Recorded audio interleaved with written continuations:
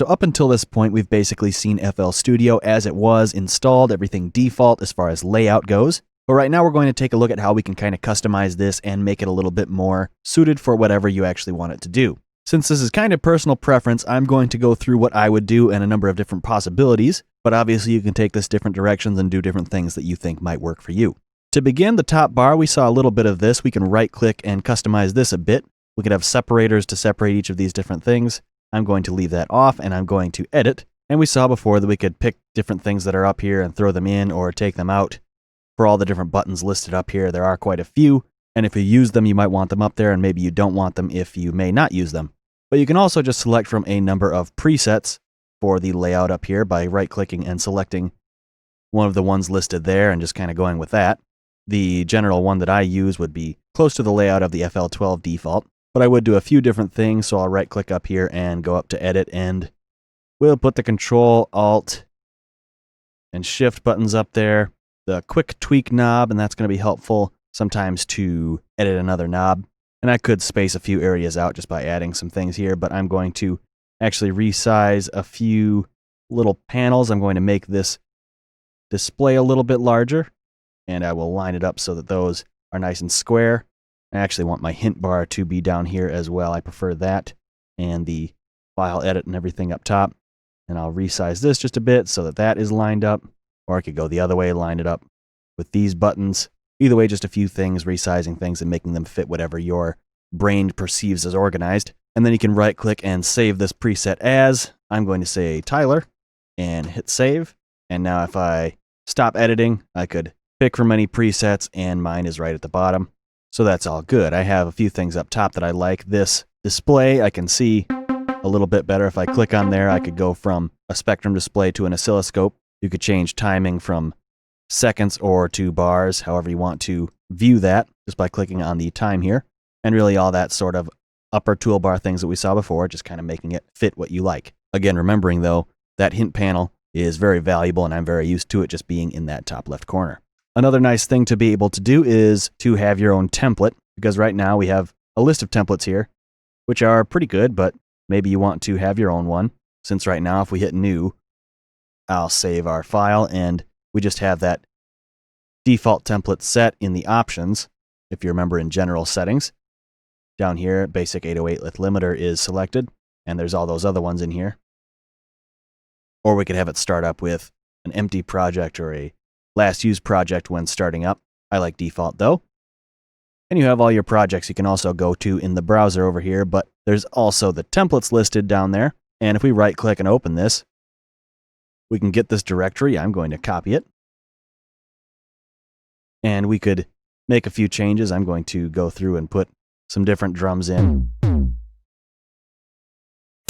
Doesn't really have to be anything. I'm just going to throw a few on there so we can make our little template of whatever kind. Obviously, we'd want to do this a little bit more interesting and fitting for how we would want FL Studio to start up every time, but you could have a drum kit, a few different instruments maybe. You could load up some effects on the side. There's a limiter on here right now, but maybe you could go over to the side and put a send channel on the right and name it. Maybe route some tracks to it on the bottom with the green arrows. And then do whatever else you might want to do, renaming, adding plugins onto the mixer or the channel rack or playlist. Then we'll go to save. And we could paste that directory right into the top, but we can also see templates is listed right here. We'll save this one as a template. Save it. And you can see that right now it's not listed. But if we exit out of FL Studio and open it up again, go over to the templates, we now have a template saved. So we could start new from template, and it starts up exactly how that project file was with all the effects, anything named how it was or whatever, just exactly that project. And we can make that our default if we go over to the general settings and select that for our default template. And that can be helpful for just starting up exactly where you want to start with exactly the same instruments, exactly the same routing, setup, everything like that. A nice little customization. Moving on though, we can also do a bit in the browser. I'll collapse it, and another thing I like to do with the browser is auto hide it. which we briefly saw. That just makes it go away when you're not looking at it, and that is nice because you're not always going to have to be looking for samples or plugins or whatever else you may be looking for. So when you need it, you can just go over to the left and it will come out. You can do a few other things. You can go up here and change the size for the text on there, and that is just up to taste, however you want to have it look for yourself. I just keep that pretty much normal most of the time. And up top, there's of course the collapse. You can refresh, and you can also search the browser for certain things. Maybe you want to find a kick. It would find you all the things.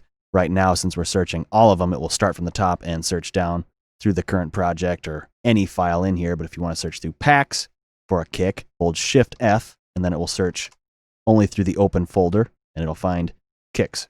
Then F2 and F3 to cycle through previous and next results. So that's nice, not really a customization, but while I was here, I just thought I'd mention that. In the browser also, remember that we could just edit any of these folders, right-clicking and working with them in Windows or Mac, however you would deal with a file, adding certain audio files in there to be able to use as samples or anything along those lines. And again, you could go in and configure extra folders. Like we also briefly saw before, you could add in an example directory or whatever other directory. I just happen to have this one available. I'll click OK, and then this directory is written out, and that's the same as you would see in the top of a folder. So if I wanted to copy and paste that directory that I had before, the templates, which is already shown in here, but if I wanted to put that directory in there, it would be shown. I'm actually going to clear that out because we don't need another templates folder, but change the name here for the example. Refresh, and then we have that example in here. It's an empty folder, but it's shown here. And another nice thing we could do if we want to narrow down what we're seeing, since this is everything, you can also go to these different tabs or snaps to see whatever is listed there. If we wanted to go in and click this, we could go to another snap, and what this does is essentially narrow down what we're seeing. Since plugin database is just available here, same as it was on the side, it's just narrowing that down. In snap 4, which we can go ahead and rename, I'll say example, and we can give it an icon. Hit enter, and now we have that one additional to all the other ones. And it's actually just the same as everything else right now, but if we click our example and say show only open folders, we then narrow down to only that folder. So that can be a quick way to be able to use these tabs or snaps as a way to quickly access certain folders in the browser here. Moving into the main area, I'll close out settings and take a look at the channel rack. I'm going to hit F12 to close everything, and like we saw before, the channel rack, you can change the size. This is a nice adjustment to be able to have longer loops that go longer than one bar. We could customize how the channels are sorted by grouping them or going however we want to do that. There's not really a lot more we could go through there. We could go ahead and select a few and color channels by a gradient or whatever else, or rename color individually, change the mixer routing, resize the channels however you want to see it. But that's most of it. Also in the mixer, we saw a lot of what the differences would be. As far as customizing this, I am going to resize it so we just have a nice big area since we cleared out the browser until we go over to it. But this is nice because then we have a nice stretched out space and plenty of room to see the tracks. As we add more into the channel rack, this could end up getting a little bit bigger and we could scroll through it at that point, select through the different ones, but I like to be able to have that large area. We could change, obviously, the size here. Generally, I would use compact or compact 2, something like that, just so I can see everything and be able to access more mixer tracks. But I do like wide or wide 2, just so that it's a little bit bigger. I would normally use compact, but that's just my preference again. You can find whatever you like. I would normally look at the meter there instead of the waveforms, just since I think that would normally be a better way to look at things for mixing, but again, that's up to you.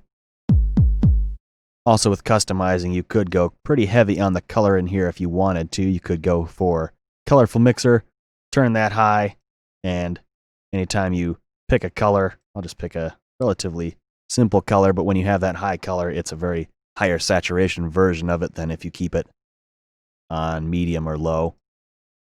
But that's all good. And you can also change a few other things in the view section of options if you might want to play with that, but I like how a lot of it is in default.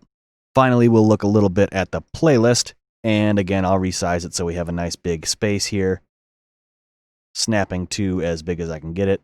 I'll leave it close to the size of the channel rack, and this is basically just so I can easily select between them. That's my little way of navigating and clicking. You can find your own, and that's encouraged. Now to the playlist, I don't really customize much in here, but you could do a few things, move around the picker panel if you want to have that show up on the right side, or be a little bit wider or smaller, however you want to do that, or just disable it. All of that is up to you, because although it is here, you could just use the pattern selector up here. It does the same thing. It's just a matter of what do you like, what do you want to use. If you want to hit enter, then you could just basically do everything in this window as it's maximized, and you have your patterns listed, your audio clips if there are any, automation clips, all that sort of stuff. I'll hit enter again to minimize, and I'll keep this right about where it is. There's a few more things. You could go ahead and change how clips would look. You could make them glassy or any of the other things available in that drop down. Personally, cell is just simple enough for me to be able to look at it and think that's good. You can also view the mini playlist preview, and that's kind of helpful. It is enabled currently, and that just means you can see exactly on the bar a miniature version of how the actual playlist layout is seen. If I double the height, you can see it a little bit better. Just basically shows you all the patterns in a miniature view, so you can easily scroll to certain parts and see what patterns are where. Which I definitely like having that, but personally I don't really go for the larger version of it, so I'm going to go ahead and just set it back to normal.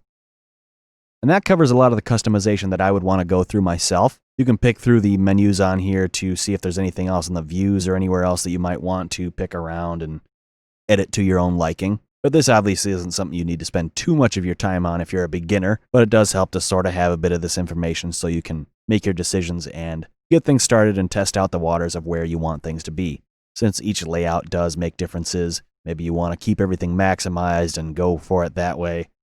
Maximize everything and just select between them by doing so. But personally, I like to keep things as separate windows just by hitting enter to use the restore, or you can click it on the button here. But yeah, that pretty much covers what we need to see as far as customization in FL Studio. And we'll come back in the next video to take a look at some plugins and just kind of working with different synths, effects, and everything like that to get a bit of overview of those.